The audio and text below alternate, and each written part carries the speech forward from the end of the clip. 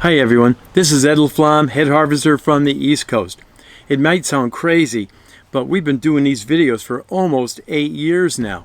We've had a blast doing them, and we always try to have a serious message though, so you have solid takeaways. It wouldn't be possible without our partners.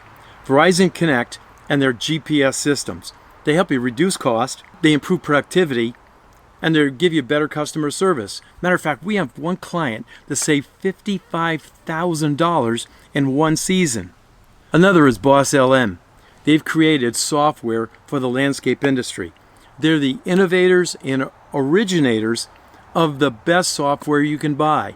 Mike and his team are just passionate about what they do and about great customer service. I'd like to welcome Coastal Source.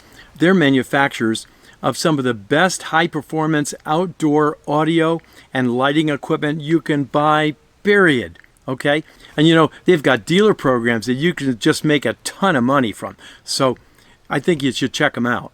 Okay, let's get into the meat of the video. Why owners don't hold their people accountable and what happens when they don't. Managers and owners, they have a difficult time holding people accountable because we did a survey. And this was probably the #1 problem many of them have. And when they don't hold people accountable, people get frustrated. There's a problem with their culture, and profits easily can drop. I know this was one of the problems I had. I just didn't know how, and I was uncomfortable. And those are really the two key things.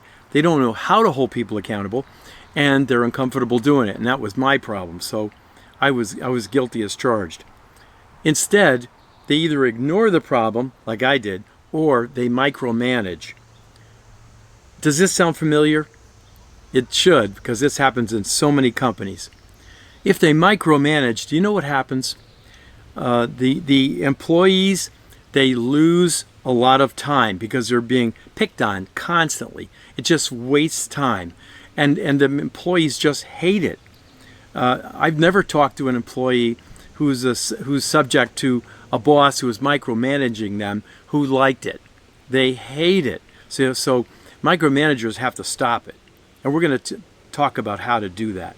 Also, the micromanager creates a bottleneck because everything ends up going through that person because everybody's afraid to do anything, that they're going to get criticized. It also kills creativity and initiative.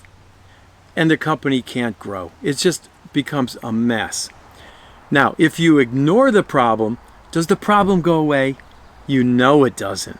And everybody knows there's a problem out there, and the problem just gets worse. People get frustrated, and then what happens? People just get frustrated and quit. So the question is, how do you hold people accountable? Well, next week, we're going to talk about that. We're going to give you some specific ways to do that. This is Ed LaFlamme, head harvester from the East Coast, saying, I hope you follow these principles well.